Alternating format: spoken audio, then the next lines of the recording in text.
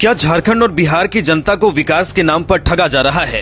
यही सवाल आज गोड्डा से लेकर भागलपुर तक हर जुबां पर है।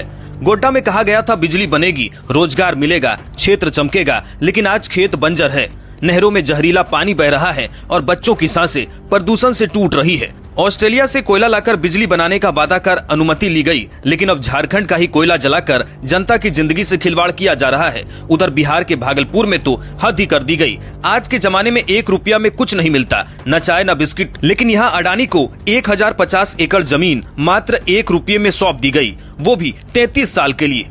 क्या ये किसानों की जमीन लूटने का खुला खेल नहीं है? क्या ये आम लोगों की मेहनत की कमाई पर कब्जा नहीं है? क्या ये व्यापार है या जनता के अधिकारों की खुली चोरी? कांग्रेस ने इसे चुनावी साजिश बताते हुए कहा है कि बिहार की जनता को सिर्फ दिखावे में शामिल किया जा रहा है। वहीं गोड्डा में कांग्रेस विधायक दल के नेता प्रदीप यादव ने कहा, फायदा न राज्य सरकार को है न केंद्र को, फायदा सिर्फ एक बड़े कारोबारी को हो रहा है, जबकि जनता पर अन्याय हो रहा है। सवाल ये उठ रहा है, क्या सत्ता और पैसे वालों की मिली भगत से विकास की जगह लूट का खेल चल रहा है? ये कोई सामान्य मामला नहीं है, ये जनता के खेत, पानी, स्वास्थ्य और भविष्य की लड़ाई है। क्या यही वो विकास है जिसकी तस्वीर दिखाकर जमीन छीनी गई? जवाब चाहिए, अभी चाहिए, क्योंकि गोड्डा हो या भागलपुर, जनता अब जाग चुकी है और अन्याय के खिलाफ आवाज बुलंद कर रही है। पिछले सत्र में हमने एक महत्वपूर्ण विषय उठाया था। मैं सरकार को हृदय से बधाई देता हूं कि अडानी पावर प्लांट और भारतीय जनता पार्टी की 60 ग्रांट उस सरकार ने किस तरह से अडानी को लाभ पहुंचाया था। आज एक कमेटी बनी है, मुख्य सचिव की अध्यक्षता में 9 सचिवों की कमेटी बनी है। मैं सरकार को बधाई देता हूं, पूरी सरकार को, कि अब पूरे देश में यह जो आपस का गठबंधन था भारतीय जनता पार्टी और अडानी कंपनी का, उसका कलई खुलेगा और गोड्डा के रैयतों को राय मिलेगा, इस झारखंड को न्याय मिलेगा। यही मेरी सूचना है। एक और लंबा संघर्ष करना होगा,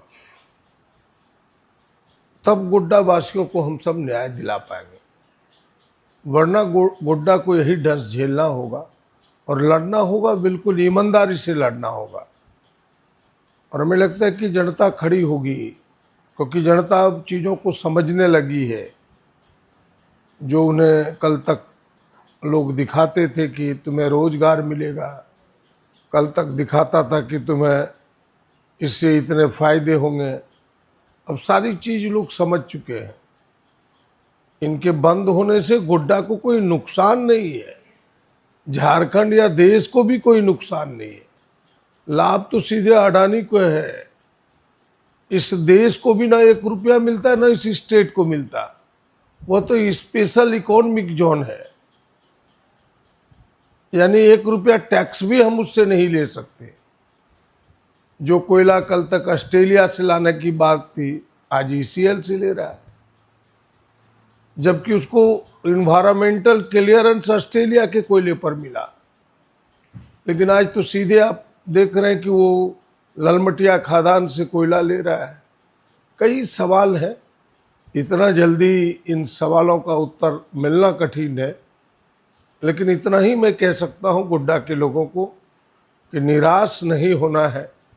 हम जिंदा हैं, हम लड़ेंगे, परिणाम सामने आएगा। देर है, अंधेर नहीं। Thank you.